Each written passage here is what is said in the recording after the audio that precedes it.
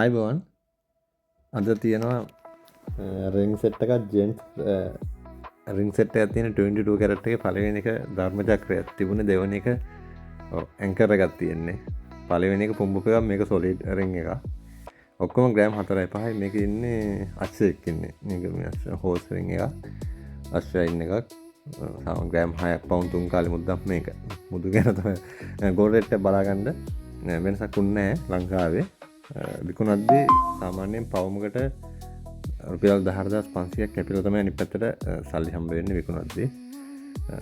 උගත් තියෙනකොට ඊට වැඩිය ප්‍රමාණයක් ගන්න පුළුවන් 70-75 කැරට් 22ට මේක ඉන්නේ ඝනදෙවි ඉන්නේ ඝනදෙවි රින් එක. බලමු ඊළඟ ඩිසයින් එක කොහොමද කියලා. ඔව් මේක මුදලාලි රින් එකක්.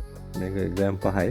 පෙනුම ලොකුවට තියෙන රින් එකක් ඩිසයින් එක පුම්බල මොකුත් නෙමෙයි හදපු එකක්. මෙයා ඇවිල්ලා මේක ඇන්කර් එක තියෙන්නේ. නැංගුරමක් තියෙන්නේ. මෙයා ඇවිල්ලා මම කලිනුත් දැම්මා.